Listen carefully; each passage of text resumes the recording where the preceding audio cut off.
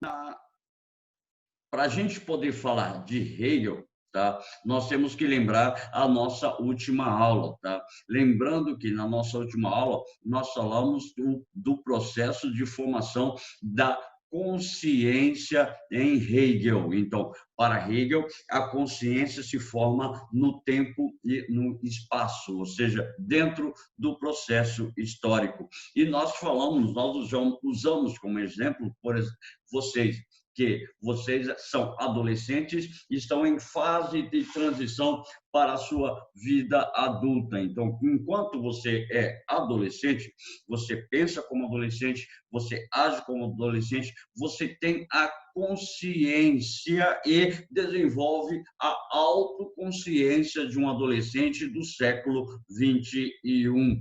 E eu creio que todos vocês, deixa eu ver, 2020 eu creio que todos vocês nasceram no início do século 21, nos primeiros anos do século 21. Então, isso pressupõe que, a partir desse determinado momento que você estabelece o contato com a sua época e com o seu período, você passa a estabelecer uma abordagem, desenvolve uma consciência do ser mediante aos acontecimentos do seu período. Então, nós falamos a respeito do processo de consciência em Hegel. E ainda chegamos a falar que essa consciência ela tem um contato, ela estabelece as relações de três maneiras. Primeiro, uma relação com o meio ou com o mundo, relação com as relações com o meio onde você se estabelece. Deixa eu marcar aqui só um pouquinho.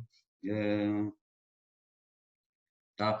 Você estabelece uma relação com o meio onde você vive, você estabelece uma relação com a linguagem, tá? Em determinada época, determinado período, tem contextos de linguagem que surgem, e você estabelece, tá? Também relações com a sua natureza dentro do tempo e espaço. Isso, para Hegel, é um processo muito importante para você poder estabelecer a consciência e a chamada autoconsciência de si para si. Dito isso, Hegel estabelece a visão a respeito da dialética. O que seria, na verdade, a dialética em Hegel, ou o que seria a dialética propriamente no pensamento filosófico?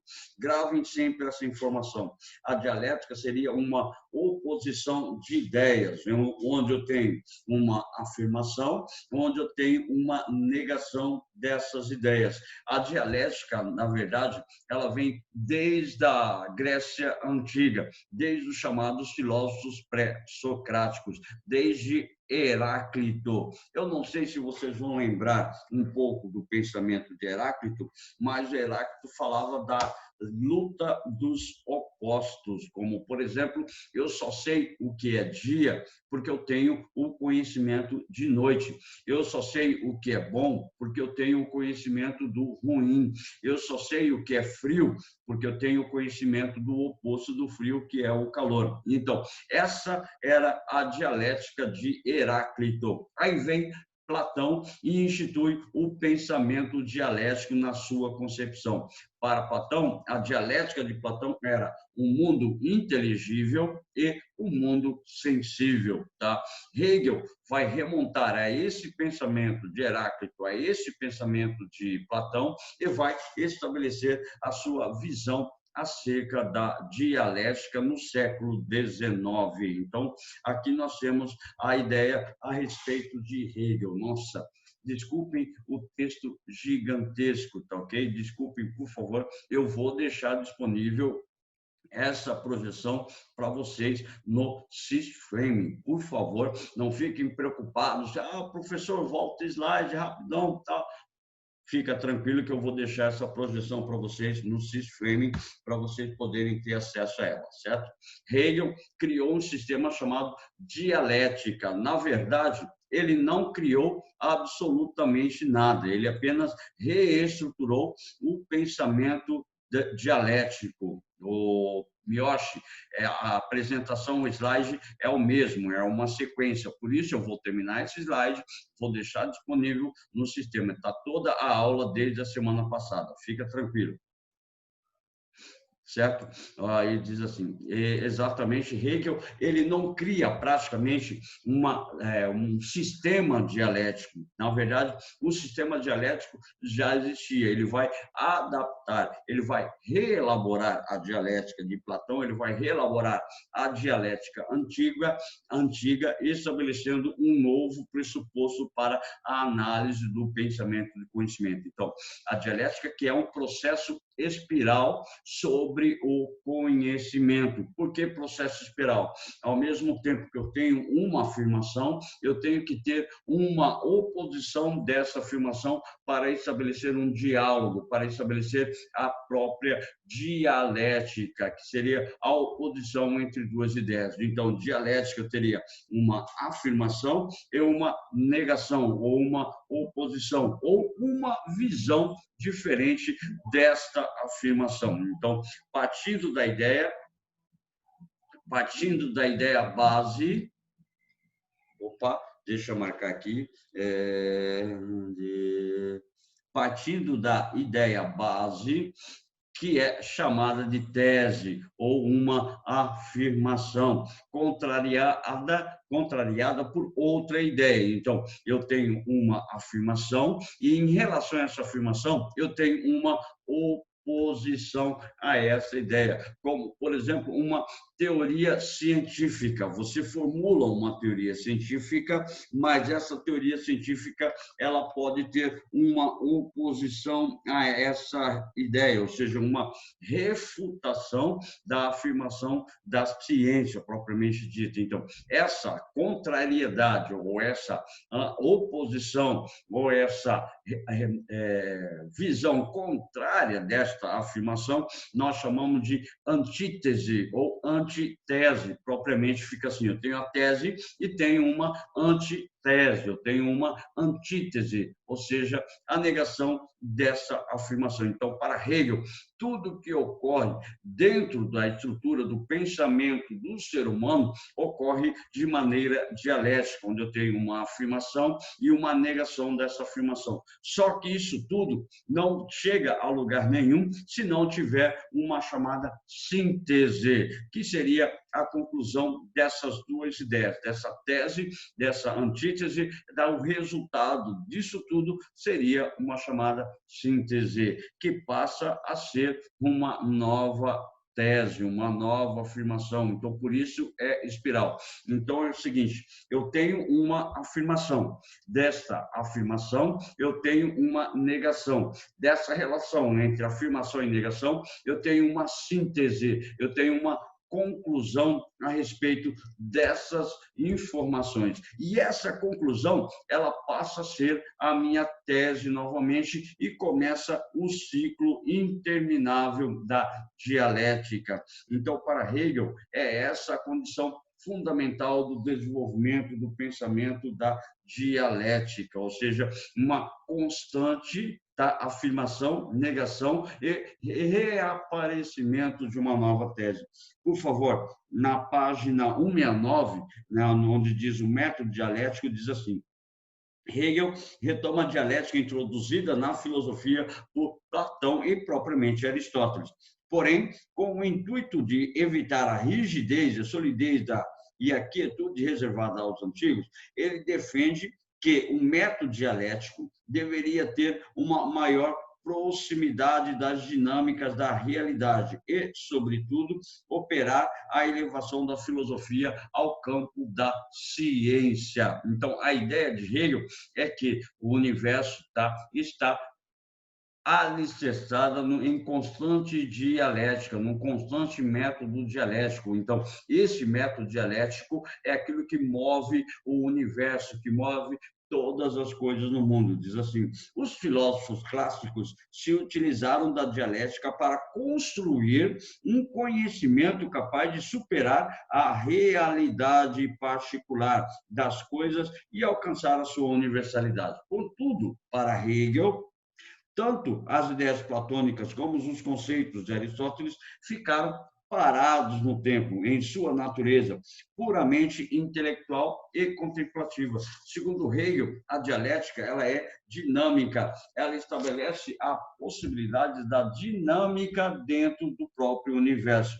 Assim, o movimento como qualidade que melhor caracteriza isso enquanto ciência. Diz o filósofo que, por meio do movimento, os pensamentos puros tornam-se conceitos. Então, a partir de Hegel, o desenvolvimento da dialética chega a um pensamento máximo. Portanto, a dialética vai explicar o que nós chamamos de movimento ou de mudança ou de movimento, de transitoriedade no mundo, ok? Então, por favor, segundo Hegel, as mudanças, tá, que existem dentro do universo são fruto desse movimento dialético, como propriamente a ideia de tese, antítese e síntese. Vamos pegar um exemplo. Você já foi criança. Enquanto você era criança, você era, em tese, o ser aí. Então, o ser criança nega o seu ser adolescente. Então, aliás, o seu ser adolescente nega o seu ser criança. E por negar o seu ser criança, ele estabelece uma nova abordagem, uma síntese dessa transitoriedade ou desse movimento. E essa síntese desse movimento seria o ser adulto.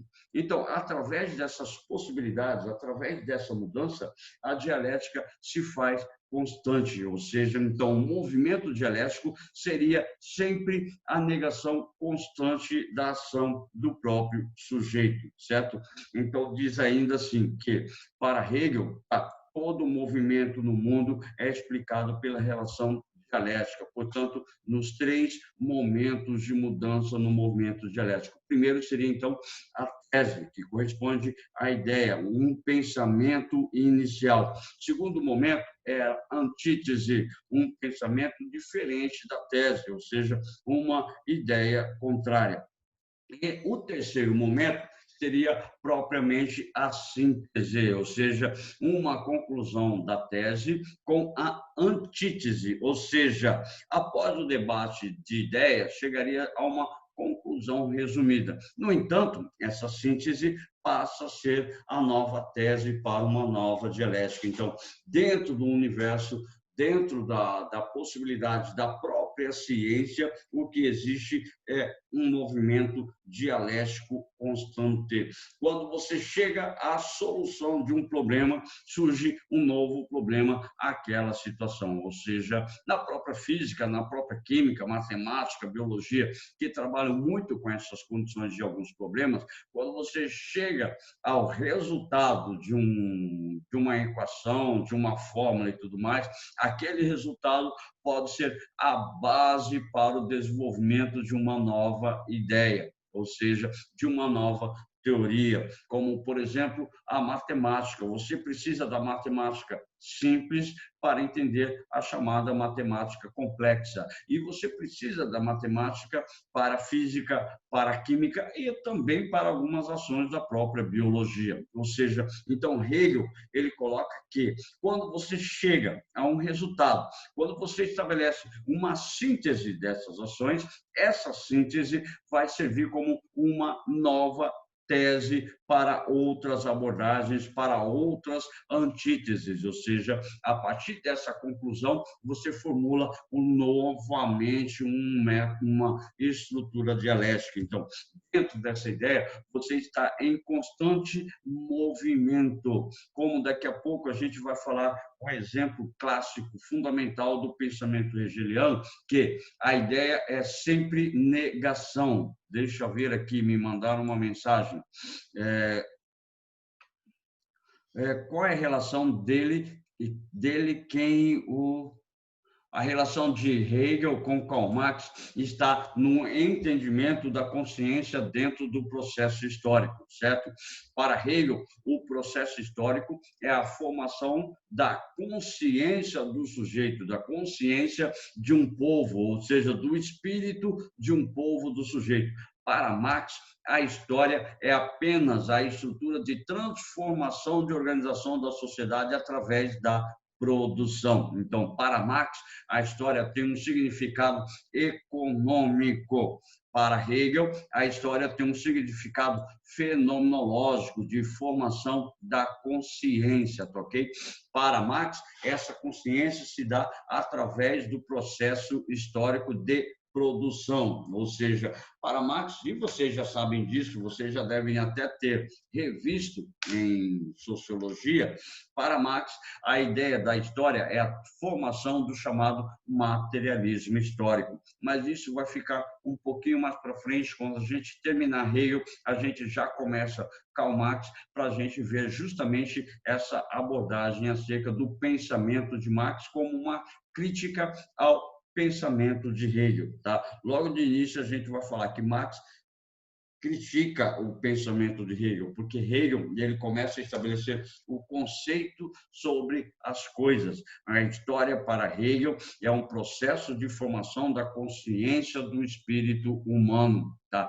Para Marx, o processo histórico é um processo de formação e organização da sociedade mediante a produção. Tá? Daí vem o nome de materialismo histórico, certo? Falado, a gente continua com Hegel. Então, é o seguinte, a tese, a antítese e a síntese. Então, esse movimento, por isso nós chamamos de movimento espiral. Então, a ideia inicial, eu tenho uma antítese ou uma nova ideia em resposta àquela tese, tá? Aí a síntese, que seria a junção do que eu vou tirar disso, o que eu vou tirar daquilo e vou estabelecer uma conclusão, uma síntese. É como alguns de vocês fazem a vossa redação. Por falar em redação, a professora de redação pediu para eu avisá-los que vocês têm prova essa semana. Por isso, nós vamos prolongar um pouquinho nossa aula de introdução à filosofia, certo? Então, o que ocorre? Numa redação, você primeiro estabelece a sua tese, a sua ideia inicial. E depois você vem estabelecendo argumentos que podem justificar ou que contrapõem essa tese inicial. Então, você começa a estabelecer alguns argumentos. E lá no final da sua redação, na sua proposta de intervenção, você estabelece um contato com essa tese e com essa antítese, e dali formula uma ideia que seria viável, que seria possível dentro do entendimento do contexto da tese que você estabeleceu. Então, praticamente, vocês já fazem uso da dialética hegeliana, mesmo sem ter um amplo conhecimento da estrutura do pensamento de Hegel, certo? Então, vamos lá. A ideia fundamental seria, então, estabelecer uma relação. Então, a dialética busca estabelecer uma relação com essa tese e essa antítese para chegar a um resultado fundamental, para chegar a um resultado plausível dessa relação. Funciona com basicamente todo o método científico. Eu tenho uma ideia inicial e o resultado, ou seja, a relação, o processo que eu vou estabelecer da minha pesquisa vai me mostrar que surgem novas ideias que contrapõem ou que respondem a essa tese. Em qualquer pesquisa científica, primeiro eu vou levantar uma tese, como diria Karl Popper, dentro do seu método hipotético dedutivo. Eu tenho que estabelecer uma tese, uma afirmação, uma teoria que é fundamental. E depois eu vou estabelecer a minha pesquisa e, através dessas pesquisas, eu vou comprovar aquela tese ou eu vou negar aquela tese. Então, a antítese é muito importante para poder expandir o campo de pesquisa, o campo de comprovação acerca da minha tese. E a síntese seria o resultado final dessa relação entre entre tese e antítese, certo? Isso dentro do campo científico, isso dentro das pesquisas científicas. Aí nós temos a mesma situação. Então, da primeira tese, eu vou chegar a uma síntese, mas essa síntese volta a ser a minha nova tese ou a minha nova antítese ou minha própria negação. Então, o pensamento científico, o pensamento humano, estaria nessa constante relação, tá? Essa constante relação em oposição constante. Então, diz assim, aí, para você que me perguntou, Liara, a história, segundo Hegel, não é simplesmente um elemento de acumulação e justaposição dos fatos acontecidos. Ela resulta de um processo histórico cujo motor é interno dentro da contradição dialética. Então, sempre um processo constante de mudança que ocorre, diferentemente do pensamento de Karl Marx, que é a estrutura acumulativa da produção, que vai determinar o processo histórico, que vai determinar a própria organização da sociedade.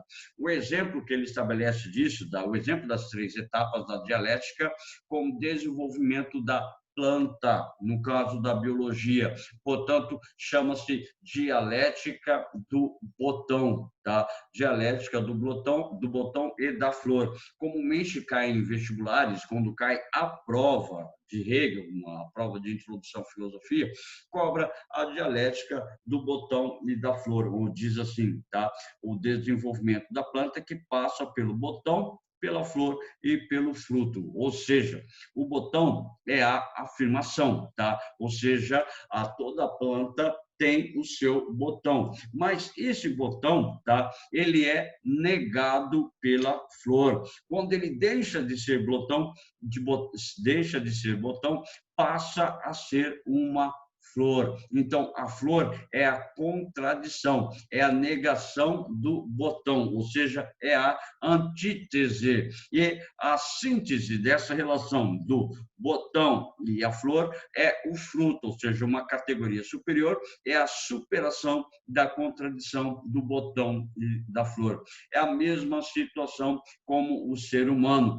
Você é criança e adolescente, estaria praticamente dentro de um mesmo quadro. Você é criança e adolescente. E a negação disso tudo seria a vida adulta. E a superação desse dado, dessa relação do ser criança, ser adolescente e o ser adulto, seria o ser velho, ou seja, seria o estágio máximo da relação do indivíduo. Eu gostaria que vocês realmente entendessem essa parte da dialética de Hegel, ou seja, é sempre uma negação. E dessa negação, dessa contrariedade, surge uma nova afirmação. Então, para Hegel, utilizar esse exemplo foi bem bacana, porque fica mais fácil da gente poder entender. Então, o botão é a afirmação. A flor é a negação do botão. O fruto é o resultado da relação desse botão e dessa flor. Então, o fruto é a superação da disputa, ou da dialética, ou da contradição entre o botão e a flor. E o fruto, então, seria o estágio máximo da condição dessa relação dialética entre o botão e a flor. Só que aí eu faço uma pergunta bem interessante para vocês, tá? Botão, flor e o fruto. Mas para ter o botão, a flor e o fruto, eu preciso da árvore. Onde entra a árvore nessa relação dialética? Alguém responda, por favor. Eu tenho a relação de oposição, botão e flor. O resultado é o fruto. Mas onde entra a árvore nessa prerrogativa ou nessa estrutura do pensamento dialético? Qual seria, então, a função da árvore? Alguém responda, por favor. Larissa? A consciência humana? Ótimo, que maravilha, sinal que minha aula chegou a um resultado. Parabéns, Larissa. É exatamente isso, tá? Para que haja o botão, para que haja a flor e o fruto, eu preciso desenvolver a consciência enquanto ser. A árvore é o elemento que iria desenvolver essa consciência dos indivíduos, tá? Ela é síntese de algo anterior. Sofia também está correto, é o que eu iria falar agora. Para ser árvore, ela já foi uma semente. E a partir dessa semente há uma negação. O brotinho, tá? O brotinho dessa semente é uma negação da própria semente. E a árvore é uma negação desse próprio brotinho, ou seja, é um processo dialético constante, onde a árvore, dentro desse processo dialético, ela teria uma consciência de si, como, por exemplo, o ser humano, tá? O próprio exemplo do ser humano, quando ele é adolescente, quando ele é adulto e quando ele é velho, ele estabelece uma relação dialética com o seu próprio ser e toma a consciência de si. Mas para ele sair do dado de criança ou adolescente e chegar até a sua velhice, ele passa por um processo constante de negação e afirmação da sua própria consciência. E, através disso, ele estabelece todas aquelas relações que nós falamos, relações com a linguagem, relação com a própria natureza e relação com o meio, tá? Então, necessariamente, a árvore seria essa estrutura da consciência do ser. Só que, para ela ser árvore, ela também é fruto de uma relação dialética. Então, eu creio que vocês conseguiram entender essa visão de Hegel. Então, todo movimento, toda mudança, toda a estrutura de transição que ocorre dentro do mundo, seja no ser humano, seja nos vegetais, seja na própria ciência, para Hegel, é um movimento dialético. E quando você entende esse movimento dialético, fala que você estabeleceu uma autoconsciência de si, para si, consigo mesmo. Olha que bacana. Consciência de si, para si, consigo mesmo. Ou seja, sem sair da sua formulação do conceito da sua própria consciência. Pegou? Então, é exatamente isso que a gente tem para abordar em Hegel. Então, quando você entende esse elemento da própria consciência, você alcança aquilo que nós falamos a semana passada, chamada de espírito absoluto. Então, a consciência é levada ao espírito absoluto. Você compreende todas as suas manifestações. Então, era praticamente essa é a ideia fundamental do pensamento de Hegel acerca da chamada dialética. Para a gente poder entender o processo dialético, pensar dialético em Hegel, tanto no pensamento teórico quanto no pensamento empírico. Então, de um lado, tá? Por isso, o pensamento dialético, Hegel fala assim que esse pensamento dialético, ele revela as transições, o movimento e o desenvolvimento das coisas que estão no mundo. Como nós acabamos de falar, a dialética é usada para a gente poder entender as mudanças ou o movimento das coisas que ocorrem no mundo. Por outro lado, tá? Esse pensamento dialético está arraigado dentro da história do conceito lógico histórico enquanto forma de pensamento. Então, o processo histórico estabelece o surgimento, estabelece a condição necessária para que haja o desenvolvimento da história e, dentro da história, dentro desse contexto, desenvolve-se a consciência do sujeito. Então, diante disso, eu gostaria de... me mandar uma mensagem aqui, deixa eu ver. Então, para Karl Marx, a história também é um processo, mas o motor é a luta de classes, e não da contradição proposta por Hegel. Ótimo, Liara. Essencialmente, essa é a grande diferença que vai estabelecer entre Marx, tá? E Hegel a respeito do processo histórico. E tome muito cuidado com isso, porque lá no Paraná já caiu uma questão, eu não vi no nosso livro-texto, mas já caiu uma questão onde fala que a diferença do pensamento, diferença da história para Marx e Hegel, tá ok? Lá no Paraná caiu uma questãozinha como essa, e mais para frente, em próprio Marx, talvez nós vamos ver essa questãozinha para a gente poder estabelecer uma abordagem direta a respeito dessa diferença. Então, a ideia de Hegel é compreender as transições, os movimentos que acontecem dentro do mundo, dentro do planeta, com os seres humanos, com todos os seres vivos e também com a consciência do indivíduo. Eu espero que vocês tenham entendido. Então, até agora, a ideia está formada diretamente dentro da consciência de vocês, ou seja, vocês desenvolveram a consciência enquanto tal a respeito do pensamento de Hegel. Já sabem a importância do processo da consciência que conduz ao espírito absoluto.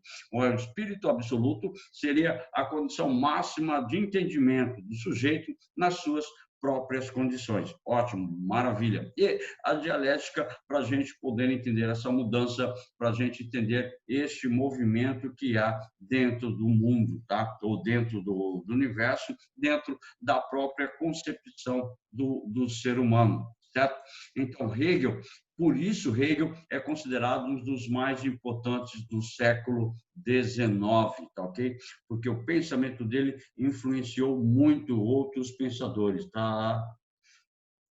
Certo? Então, é o seguinte, para nós abordarmos a questão do pensamento dialético em Marx, nós falamos também da dialética em Marx. Só que, enquanto Hegel afirma essa tese, essa antítese, tá? Dentro da concepção da formação da consciência do sujeito, Marx também trabalha a visão de dialética. Só que, por favor, a dialética marxista é a concepção econômica da formação da sociedade. Em Karl Marx, a dialética pressupõe o materialismo histórico e o chamado materialismo dialético, tá? Eu não sei se vocês deram uma olhadinha no chat, a Liara mandou para mim que para Marx, o motor da história é a luta de classes. Então, é justamente isso que a gente vai abordar. Então, para Marx, primeiro elemento da dialética, o materialismo histórico, significa que toda a sociedade ela é organizada através do processo de produção dentro da história, como, por exemplo, ele pega os modos de produção ao longo da história, como, por exemplo, você pegando o modo de produção asiático, a sociedade se organizava em torno deste modo de produção. O modo de produção escravista, como, por exemplo, Roma, toda a sociedade era organizada em torno deste modo de produção. E assim sucessivamente, passando pelo modo de produção feudal, a sociedade passa a ter novas características ligadas diretamente à forma com a qual se produzia. E depois, no modo de produção capitalista, a sociedade se reorganiza novamente. Só que isso, o materialismo histórico, dentro de um processo histórico de organização e desenvolvimento da sociedade. O materialismo dialético vem dizer assim que toda forma de produção, ou todo modo de produção, geram relações opostas entre dominante e dominado. Então, todo modo de produção ao longo do processo histórico vai gerar uma chamada luta de classes. É por isso, Liara, que Karl Marx fala que dentro do processo histórico a luta de classes foi o motor da história da humanidade. Então, diz assim, tem uma frase atribuída a Karl Marx que diz assim: a história da humanidade é é a história da luta de classes. Porque, segundo Marx, desde a antiguidade, desde o primeiro modo de produção mais antigo, lá desde o modo de produção asiático, eu já possuía a ideia de dominante e dominado. Você passa lá para o modo de produção escravista. Eu tinha o modo de produção escravista instituiu, tá, estruturas de dominante e dominado. E ao longo do processo histórico sempre houve essa relação. Quando você passa para a Idade Média, nós temos senhores feudais e temos camponeses e servos. Você passa para a estrutura capitalista, muda a estrutura segundo Marx, onde eu tenho duas novas classes sociais, chamadas burguesia e proletariado. Então, segundo o pensamento de Marx, tá, a história é feita de luta de classes. Segundo o Hegel, a história é um processo de formação da consciência do indivíduo no mundo ou a consciência dos sujeitos dentro deste próprio mundo, certo? Então, essa é a ideia fundamental que nós devemos abordar a respeito de Karl Marx, tá ok? Então, nós temos que ter uma visão geral acerca do pensamento de Marx, tá? Então, para isso, eu vou colocar também uma nova projeção que vou deixar disponível para vocês no streaming. Eu vou fazer de tudo para deixar disponível ainda hoje, certo? Vou deixar talvez até às 18 horas, talvez eu consiga deixar disponível para vocês, porque eu tenho aula à tarde, tenho um curso à tarde que tem que fazer um curso de biossegurança, para quando a gente retornar às nossas atividades, a gente possa estabelecer o uso correto e adequado dos padrões de segurança instituídos pela Organização Mundial de Saúde, certo? Então, para agora, nós vamos abordar a ideia a respeito de Karl Marx, tá? Por favor, tiver alguma dúvida, manda mensagenzinha no chat ou pode interromper verbalmente. Se você interromper verbalmente, na verdade, você vai aliás, você pode até incomodar os colegas. Então, manda mensagenzinha no chat para a gente poder visualizar. Eu estou tentando visualizar a minha aula aqui, só um pouquinho, para a gente poder ver qual é deixa eu ver aqui, se é esse aqui, tá? Não, deixa eu procurar minha aula. Eu abri, mas travou a minha apresentação em slide. Eu estou abrindo aqui novamente para poder verificar. Só um segundinho, eu já aço a minha aula. Deixa eu colocar aqui. Então, é o seguinte, a respeito do pensamento de Marx, era basicamente isso que a gente tinha que conversar, de Hegel, perdão, a respeito do pensamento de Hegel, era basicamente isso que nós tínhamos para conversar.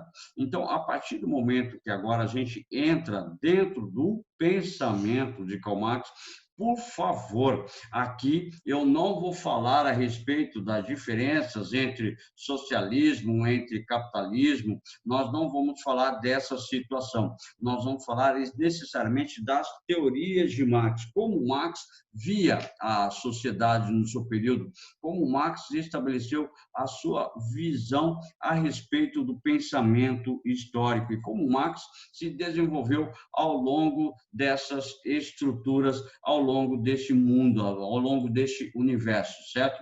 Tenho aqui uma apresentação e depois a gente deixa eu colocar aqui a apresentação. Tem uma pergunta. Luca, fala sério, Luca. Seja bem-vindo à nossa aula, Luca. Muito bom dia para você. Deixa eu botar agora aqui nossa projeção, tá? A nossa ideia fundamental. Tá? A ideia está assim, nosso livro-texto vai falar assim, da vida e obra de Karl Marx, tá? Gente, vida e obra de Karl Marx não cai basicamente no vestibular. Quando cai algumas questões sobre vida e obra, vai falar as principais obras dele, como, por exemplo, o Manifesto do Partido Comunista e o Capital. São as duas principais obras de Karl Marx. Só que nós temos que entender que Karl Marx surge num contexto de desenvolvimento do pensamento de Hegel, do desenvolvimento do capitalismo industrial. Ele é fruto das transformações que ocorrem no século XVIII e no século XIX. Então, Karl Marx, ele é fruto da sua época, ele é fruto do movimento histórico que estava acontecendo. E, por favor, Karl Marx era um teórico. Ele nunca implantou necessariamente as suas ideias sobre o socialismo, tá? Nunca foram implantadas necessariamente as ideias de Karl Marx, tá? E por ele, por favor.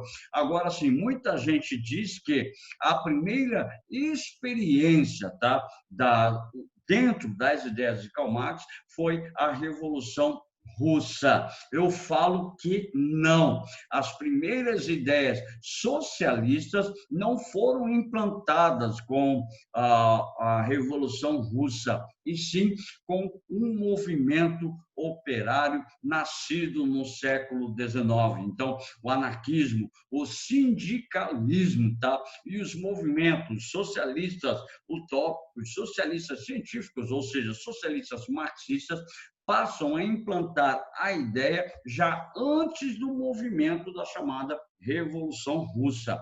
Na verdade, a Revolução Russa foi a concretização do pensamento de Karl Marx. Só que, importante lembrar que o socialismo soviético era o socialismo leninista, ou seja, inspirado em Karl Marx, mas não foi 100% marxista. Eu quero que vocês entendam claramente isso. E o professor de sociologia, se ele falou de Karl Marx ou vai falar a respeito de Karl Marx, ele vai estabelecer justamente essa ideia. Então, assim, fazer a crítica radical ao capitalismo. Ele era um grande teórico, ele era professor na Alemanha, devido às suas constantes críticas, constantes ideias revolucionárias, por assim dizer, ele acabou sendo suspenso das aulas na Alemanha. Ele saiu da Alemanha,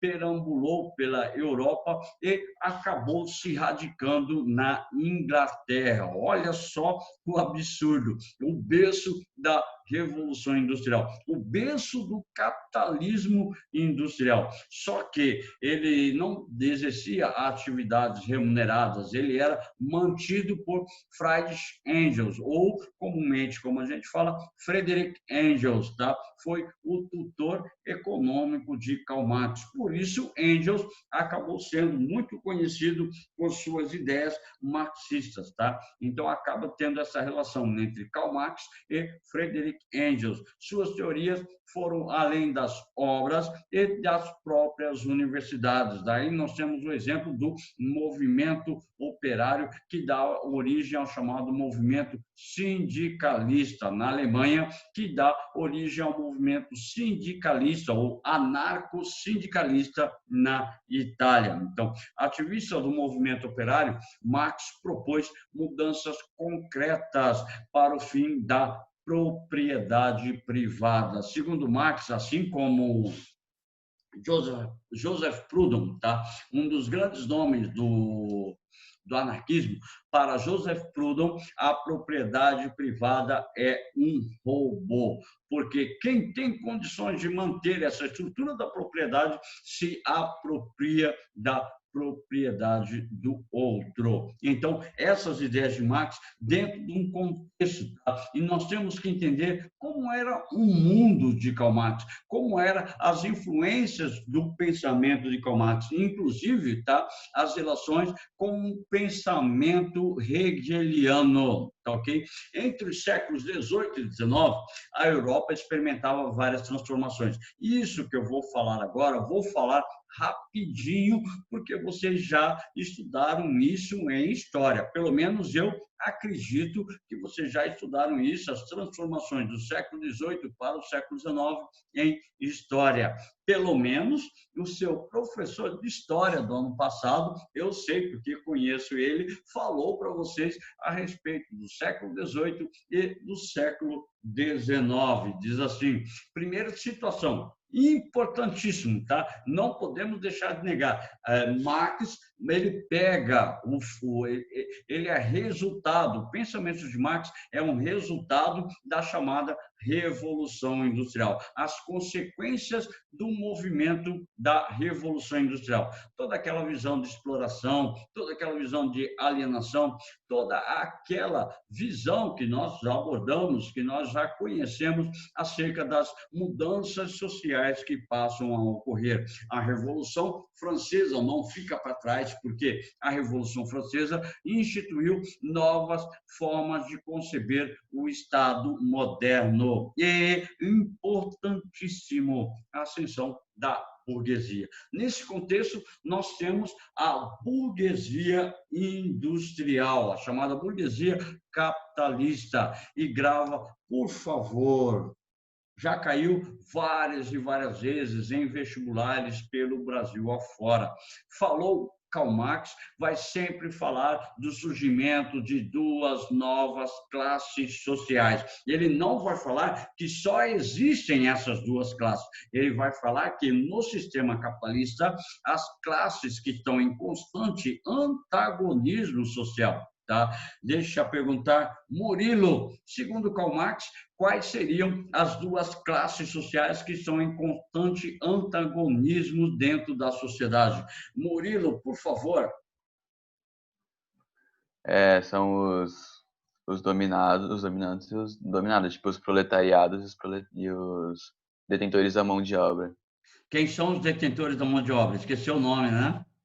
São os burgueses. Ótimo, maravilha, muito obrigado, Murilo. Tá? Um bom dia para você. Então, segundo Marx, dentro da sociedade surgem duas classes que são antagônicas. E deixa eu pegar aqui, me mandaram a mensagenzinha no chat. Deixa eu ver o que mandaram, tá? Opa, fechei tudo aqui, sei lá o que eu acabei de fazer. Espera aí, fiz errado o negócio aqui. Espera aí, deixa eu abrir novamente para ver. Todo mundo está visualizando, né? Deixa eu ver aqui. Me mandaram mensagem no chat, tá? Se der tempo, explica a praxis em Karl Marx, por favor. Tem uma questão sobre isso que eu não faço ideia do que é. Liara, rapidinho, para poder explicar essa questão sobre a praxis em Karl Marx. A praxis refere-se ao sistema de produção. Praxis, ao pé da letra, significa prática, ou seja, como o indivíduo pratica a produção, como é desenvolvida essa produção dentro do sistema capitalista. Então, o sistema capitalista institui novas praxis da produção. Pegou? Então, essa é a ideia fundamental. Então, nós temos, a critério dessas informações, então, burguesia e proletariado. Retomando a nossa ideia, temos a consolidação do sistema capitalista 1850, aproximadamente, ou 1840 até 1850, nós temos um movimento chamado de Segunda Revolução Industrial. E essa segunda revolução industrial, agora nós temos outros países que estão iniciando seu processo de industrialização, como a própria Alemanha, mesmo atrasada no seu processo de unificação, como os Estados Unidos, como a própria França e outros territórios passam a estabelecer o seu processo de industrialização. E aí surge uma necessidade, tá? Para atender às demandas do processo de industrialização, há a necessidade de novas fontes de matéria-prima, há a necessidade de novas fontes de consumo desses produtos. Então, nós temos um movimento chamado imperialismos e neocolonialismos. Eu não sei em que parte da história vocês estão no terceiro ano, mas vocês já estudaram ou vão voltar a ver essa ideia fundamental dos imperialismos e dos chamados neocolonialismos, ou seja, surge uma nova ordem social, a sociedade de classes institui necessariamente a classe dominante e a classe dominada dentro da sociedade, conforme o nosso colega Murilo também informou. Crescimento desordenado das cidades gera os problemas de submoradias. E Marx pega essa ideia e culpa essa ideia do crescimento das cidades, de fato, eles tinham razão, tá? Ao processo de industrialização, porque passa a ocorrer um surto de êxodo rural em toda a estrutura da Europa ou em toda cidade industrial da Europa e acaba criando um inchaço populacional nas chamadas cidades industriais. E há um crescimento desordenado. Basta você olhar para a nossa realidade, tá? Rio de Janeiro, São Paulo, principalmente, são os principais polos industriais do Brasil. Quando começou, a partir da década de 70 e 80, um processo de desenvolvimento mais acelerado da produção industrial nessa nossa região sudeste, muitas pessoas acabaram abandonando as suas áreas e migrando para essas regiões. Então, provocou um processo de favelização. No nosso caso, seria processo de favelização das grandes cidades ou dos grandes polos industriais. Então, nós temos o aumento de doenças, acidentes de trabalho, em função das péssimas condições de trabalho nas fábricas. E isso já caiu também numa prova de Enem, abordando as péssimas condições de trabalho desses operários nas fábricas. Então, muito cuidado com essas informações. E uso de grande quantidade de mão de obra infantil nas fábricas. Isso é uma realidade, todos nós sabemos, onde, por exemplo, na Inglaterra, tá? Vamos falar da França, tá? Na França, um trabalhador francês recebia cerca de 30 florins, se eu não me engano, na época, cerca de 30 florins pela atividades realizadas, ou seja, 30 florins por mês para poder realizar todas as suas atividades, tá? Um pão francês custava cerca de 3 florins, ou seja, o salário dele era suficiente para consumir cerca de 10 pães franceses durante o mês. A mulher recebia a metade do homem e a criança a metade do valor que a mulher recebia, ou seja, metade da metade do valor que o homem recebia, e desenvolviam as mesmas atividades que homens e mulheres desenvolviam. Então, dito isso, abordando isso, nós podemos estabelecer a crítica da filosofia fundamental de Marx. Diz assim, os filósofos não têm feito nada a não ser interpretar o mundo de diferentes maneiras. O que importa é transformá-lo. Por favor, eu gostaria que você ouvisse agora o que eu vou falar de super importante.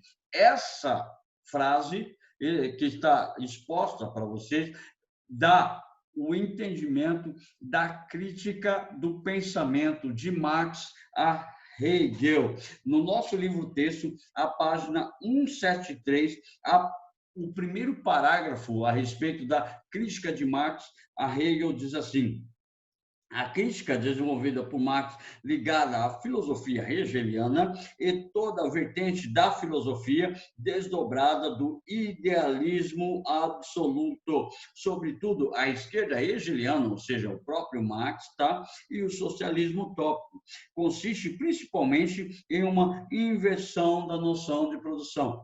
Para Marx, não é o espírito absoluto que produz os seres humanos e as instituições.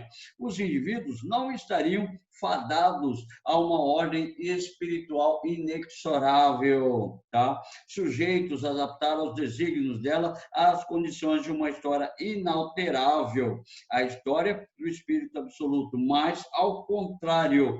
Mas se eles produzem as ordens espirituais, remodelam suas relações, tornando-se continuamente capazes de alterar os rumos da história. Ou seja, para Marx, o importante não é a ideia da consciência em si, não é a ideia do espírito absoluto que Hegel estabelecia como fonte de formação da consciência humana. Segundo Marx, tá, ele afirma que as instituições jurídicas, tá, e políticas e as diversas formas de Estado não podem se explicar por si mesma, por um chamado desenvolvimento do espírito, mas são resultado das condições materiais e das criações humanas. Então, muito importante a gente entender a crítica de Marx em relação a Hegel. Liara, para você me mandou uma perguntinha a respeito disso. Então, Karl Marx construiu uma concepção histórica na qual o ser humano se torna criador e, portanto, é totalmente responsável pelas condições e relações que ele gera no mundo. Trata-se de uma visão histórico e dialético materialista. Então, para Hegel, o espírito absoluto é o processo de formação da consciência do ser humano. Para Karl Marx, não há consciência, não há espírito absoluto se não houver a produção. Então, para Marx, é o sistema produtivo que determina a organização da sociedade. Pegou? Se você pegou, eu posso encerrar a aula aqui e poder estabelecer... Entendi, Pro. Obrigadão. E poder estabelecer a ideia de que Marx é hegeliano de esquerda, porque ele vai considerar esse processo histórico dentro da produção material. Pegou? Então, essa seria a ideia fundamental para a gente poder entender a diferença entre Marx e Hegel. Agora, eu faço uma pergunta para uma pessoa em especial. Carla, entendeu essa diferença? Sim. Certeza? Eu posso passar adiante? Mas é claro.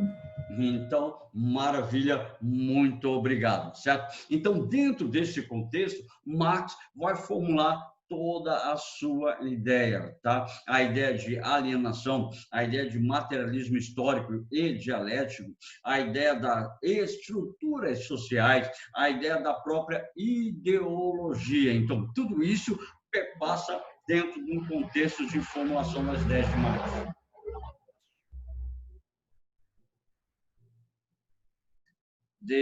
Desculpem o meu silêncio, é que eu moro bem próximo do aeroporto e hoje está muito movimentado. Então, desculpem o barulhão que passou agora, certo? Então, dentro dessas ideias, nós podemos abordar, nós podemos verificar a ideia dentro do pensamento de Marx. Por favor, características do pensamento marxista para a gente poder entrar na questão das ideias de Marx ou nas teorias de Marx, tá ok? Não há igualdade nas trocas enquanto existirem as classes sociais. Essa ideia foi utilizada por Lenin na União Soviética, na tentativa de estabelecer um socialismo soviético. Só que mesmo lá dentro do socialismo, haviam as classes sociais, ou seja, os funcionários de estados, os representantes da burocracia estatal, estavam como uma classe superior às diversas situações, a diversos indivíduos da população em geral. Liberdade é igualdade econômica, é satisfazer as necessidades de toda a sociedade. Daí, nós desenvolvemos uma abordagem acerca do próprio socialismo soviético, vai ser a base do nosso exemplo, tá ok? Então, o socialismo soviético será a base dos nossos exemplos para a gente poder entender as ideias de Karl Marx. Segundo Karl Marx, tá? A igualdade econômica determina a sua liberdade. Portanto, se vamos pegar a Carla, tá? A Carla, ela tem um apartamento, ela tem um automóvel, o vizinho dela, o amigo dela, ou o irmão dela deve ter as mesmas condições de igualdade. Então, dentro do sistema socialista, cada um trabalha de acordo com a sua capacidade e recebe de acordo com a sua necessidade, ou de acordo... Cada um trabalha de acordo com a sua capacidade e recebe conforme a sua necessidade. Essa seria a lógica dentro do sistema de desenvolvimento do socialismo clássico, tá ok? A propriedade privada está na raiz da desigualdade. Crítica à concentração de riqueza e à exploração do trabalho. Na verdade, assim, a essência do pensamento do socialismo é justamente isso: eliminar as classes sociais. Eliminando as classes sociais, você também eliminaria a propriedade privada. Eliminando as classes sociais, eliminando as propriedades privadas, você passaria a desenvolver um princípio de igualdade dentro da sua própria sociedade. Mas nós podemos salientar que isso é utópico, tá ok? Isso é necessariamente utópico. Veja o caso da ex-União Soviética, ou veja o caso da própria China, da própria Coreia do Norte e, propriamente, aqui na América, Cuba. Veja como funciona essa relação dentro da estrutura da propriedade privada. Então, diz assim: enquanto a sociedade estiver dividida em classes, as relações econômicas não poderão ser consideradas igualitárias e livres, porque sempre quem está numa classe superior tende a tirar proveito, a tirar proveito, não só proveito, mas tende também a estabelecer o domínio sobre as outras classes sociais. Então, diz assim: as classes dominantes sempre vão oprimir mais os pobres. Por isso, a necessidade de eliminar as classes. Dentro dessa possibilidade, para poder eliminar as classes, nós utilizamos o conceito de luta de classes, tá ok? Dentro do pensamento de Marx, para você poder eliminar essas classes, basta a classe oprimida lutar constante pela libertação da classe dominante. Então, haveria uma luta de classes constante, então, defesa da luta de classes constante dentro da sociedade, ainda dentro da ideia do pensamento, das características de Marx. Diz assim: o socialismo nasceu como uma resposta aos desequilíbrios provocados pelo capitalismo e a Revolução Industrial. Aumento acelerado da pobreza, exploração humana, desemprego, e propôs uma outra forma de organizar a sociedade. Tudo bem, mas dentro dessa outra forma de organizar a sociedade, também possuem as suas mazelas. Basta novamente verificar, por exemplo, China. Dá uma olhada na China. A China não é uma estrutura igualitária. Dá uma olhada na Coreia. A Coreia não é uma estrutura igualitária. Dá uma olhada em Cuba. Não é uma estrutura igualitária. Aliás, um professor amigo meu, ele tomou a liberdade de estabelecer assim: claro que é uma estrutura igualitária. Todo mundo é pobre, mas necessariamente não é assim. Não que todos sejam pobres. Existem elementos ligados ao Estado, à burocracia do Estado, que exercem o controle da sociedade e possuem seus privilégios, tanto econômicos quanto sociais. Então, o caminho para a igualdade de classes está no fim da propriedade privada, já sabemos. Então, o Estado promove a redistribuição da riqueza, eliminando as diferenças entre as classes. Quando essa diferença for nula e a riqueza estiver plenamente distribuída, o comunismo é atingido com a eliminação de todas as instituições que regulam a sociedade. Então, por favor, quando chegar a essa condição, tá ok? De eliminação de todas as diferenças de classes sociais, eu deixo de falar de socialismo e passo a falar em comunismo, onde eu terei a eliminação da propriedade privada, onde eu terei a eliminação das classes sociais e eu também terei a eliminação da figura do Estado. Então, a partir da transição do socialismo para o comunismo, não haverá mais a necessidade da figura do Estado.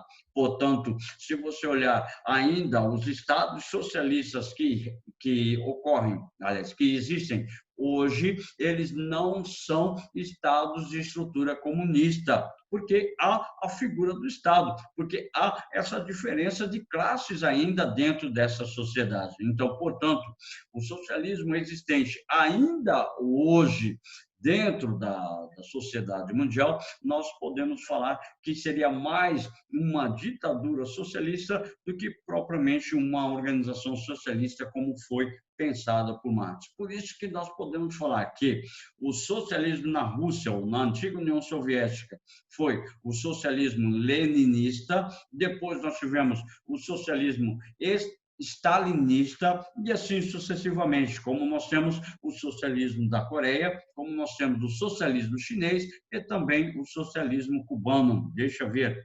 Caio Jorge, o comunismo se encontra no modo de produção primitivo?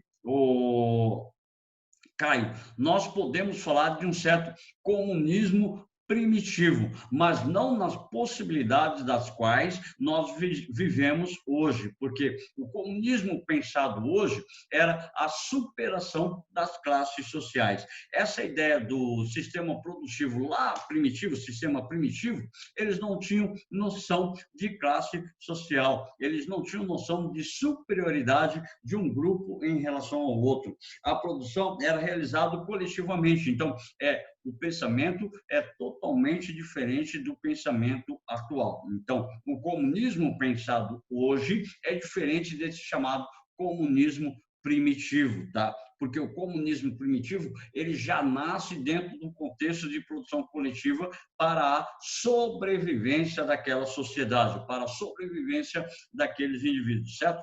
Então, para hoje, a ideia é totalmente oposta, totalmente contrária, ok? Então, eu posso comparar, mas não são os mesmos elementos que nós temos para desenvolver uma abordagem. Deixa eu ver aqui, mandou sim. Não, não tem. Anarco-primitivismo, não. Tira essa ideia. É um sistema primitivo. Não havia a ideia do anarquismo, não havia a ideia propriamente do comunismo, do capitalismo e tudo mais. Larga de inventar moda, tá ok? Deixa eu ver. Cadê? O fim do Estado. Se o comunismo e o anarquismo visam o fim do Estado, qual a diferença entre eles? Acho que já perguntei isso, mas tá tudo bem.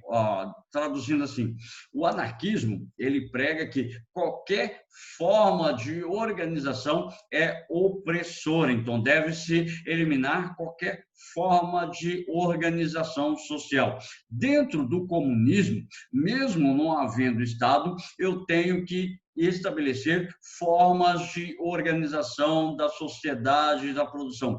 Por isso surgem os partidos comunistas. Então, a ideia desses partidos comunistas é substituir o Estado, tá? E esses partidos estão ligados diretamente à estrutura das quais se estabelece a produção, como eu tenho o Conselho dos Operários, como eu tenho o Conselho dos Trabalhadores Urbanos, como eu tenho o Conselho dos Trabalhadores. Esses conselheiros, eles seriam eleitos por um período curto, vamos dizer assim, aproximadamente um ano, e esses conselheiros, eles iam se reunir e tomar as decisões em prol da sociedade. No anarquismo não existiria isso. No anarquismo, cada sociedade iria se organizar da maneira que quisesse, da forma que quisesse, sem se preocupar com as outras sociedades, com as outras normas e as outras leis. Então, o comunismo, ele pressupõe uma organização. Não há a figura do Estado como central, não há um Estado central, mas há a necessidade da formação dos partidos comunistas ou dos sindicatos dos partidos comunistas para poder estabelecer uma organização da sociedade, porque senão, sim, como é que iria distribuir a riqueza dentro da sociedade? Então, ficaria muito difícil. Então, há uma organização dentro do sistema capitalista ou comunista, mesmo sem a figura do Estado. Eu preciso da figura do Partido Comunista, eu preciso da figura dos sindicatos para poder estabelecer a ideia da própria eliminação das classes, eliminação do próprio Estado. certo? Essa seria a diferença básica e fundamental. O anarquismo preza por toda forma de governo, toda forma de organização é opressora. Mas, no comunismo, eu preciso necessariamente, pelo menos, de uma certa organização para poder estabelecer o controle ou o bem-estar da própria sociedade, certo? Então, essa seria a diferença categórica, a diferença fundamental entre o anarquismo e o socialismo. Claro que ambas ideologias pregam a eliminação total do Estado, certo? Mas o comunismo, mesmo eliminando o Estado, eu preciso de uma certa organização para a sociedade. O anarquismo, não, completa e qualquer tipo de organização é opressora, certo? Grava isso, que em qualquer vestibular do Brasil você vai te sair muito bem, certo?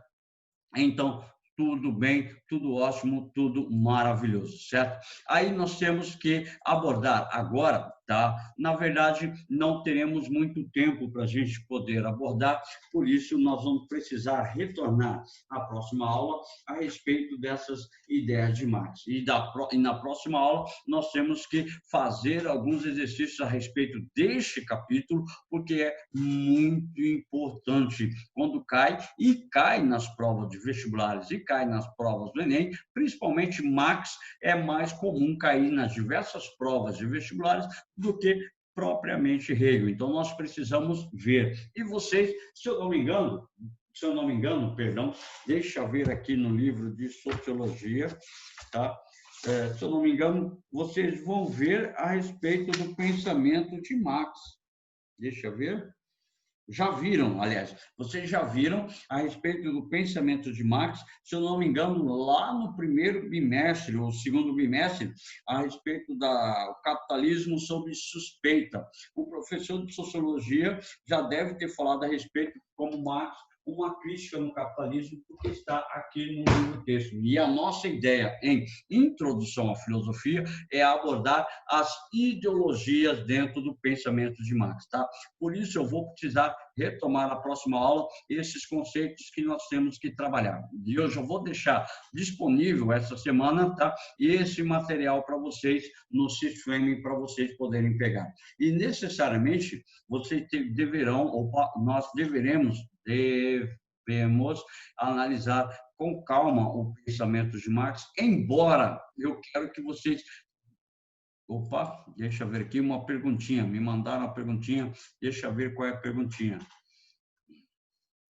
Ô, Pedro Miyoshi, eu vou deixar todo o material da aula. Vocês sabem que eu deixo disponível a aula gravada e agora eu vou deixar disponível também o slide para vocês, tá ok? Fica tranquilo, eu vou deixar a aula gravada e vou deixar o slide para vocês. Toda semana a gente faz isso, só não estava deixando os slides. Agora eu vou deixar os slides também para vocês, tá ok? Super tranquilo.